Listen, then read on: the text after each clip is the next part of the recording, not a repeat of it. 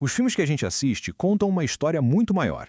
Não só a que está ali na tela, mas uma história sobre nós e sobre um mundo que não para de mudar. Pois é, né? Quem nunca se fez essa pergunta? A resposta, na verdade, diz muito sobre a época em que a gente vive. As nossas preferências no cinema acabam sendo um baita espelho do nosso tempo. Então vamos mergulhar nisso. Basicamente, um gênero é como se fosse uma receita de bolo para um filme. É uma ferramenta que organiza tudo em caixinhas com temas e estilos parecidos, sabe? E isso nos ajuda a entender melhor o que a gente está assistindo. Ok, vamos começar do começo, entendendo como esses mapas da narrativa realmente funcionam e a variedade enorme que existe por aí. E olha, a variedade é realmente imensa. De drama, a romance, de terror, a documentário, dá pra ver aqui na tabela, o cinema pode contar todo tipo de história.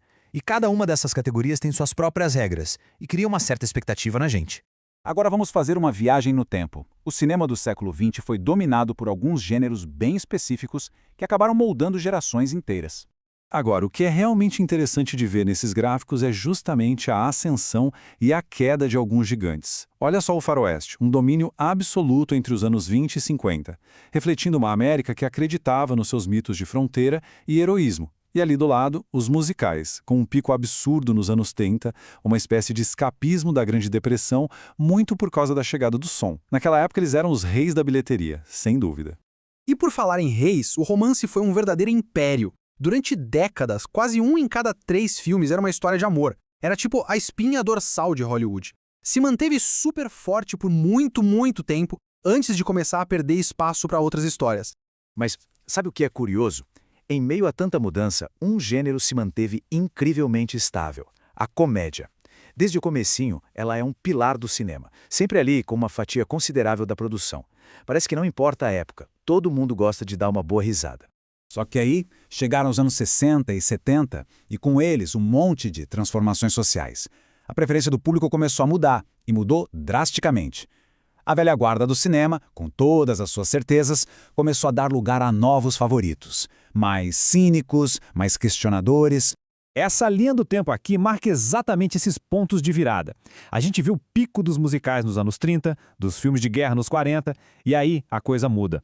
Nos anos 60, a Guerra do Vietnã começa a questionar o heroísmo americano, e isso é o começo do fim para os faroestes. E lá nos anos 70 e 2000, vemos o início da ascensão de 2 gêneros que iriam definir o novo século.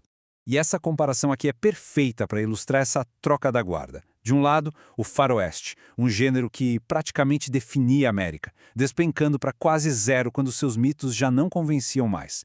E do outro, o documentário, que era uma raridade, começando uma escalada impressionante em busca de verdades. É isso, o pôr do sol do faroeste com seus mitos e lendas deu lugar à luz mais fria e direta dos documentários.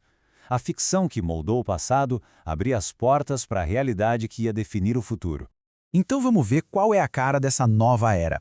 2 gêneros em particular cresceram muito e passaram a dominar o cenário. Um focado na realidade e o outro nos nossos maiores medos.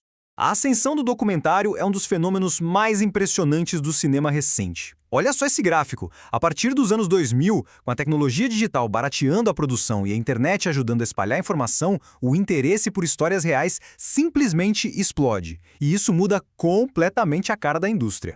E o ponto crucial é este número. Chegar a quase 20% da produção total de filmes é algo monumental. Mostra um desejo profundo do público de entender o mundo real complexo e sem filtros através das telas. Ao mesmo tempo, outro gênero vinha crescendo de forma constante: o terror. A subida dele começou lá nos anos 70 e, sinceramente, nunca mais parou. Hoje, está no ponto mais alto de popularidade da história, um reflexo bem claro de uma era de mais ansiedades e incertezas. Tá, mas e aí? O que toda essa mudança significa? O que a ascensão de uns e a queda de outros nos diz sobre a sociedade, afinal? A resposta está nos temas que cada era escolheu para explorar. A velha guarda, como o faroeste, celebrava mitos, otimismo, um grande espetáculo. Já os novos titãs, como o documentário e o terror, mergulham fundo na busca pela verdade, nas complexidades da realidade e nos nossos medos mais profundos. Essa citação resume tudo perfeitamente. Os filmes que a gente faz e assiste são um espelho direto do nosso tempo. As histórias que escolhemos contar na tela revelam quem somos e com o que a gente se importa como sociedade. Então, para resumir, a gente viu a queda de gigantes como o faroeste, a ascensão meteórica do documentário e a incrível constância da comédia. Mas o mais importante de tudo é a conclusão. O cinema é um reflexo direto da cultura e das suas transformações. Isso tudo nos deixa com uma pergunta para pensar, né? Se os gêneros do passado refletiam o seu tempo, o que a popularidade massiva de super-heróis e esse fascínio por crimes reais dizem sobre o mundo em que a gente vive hoje? A história continua sendo escrita, tela por tela.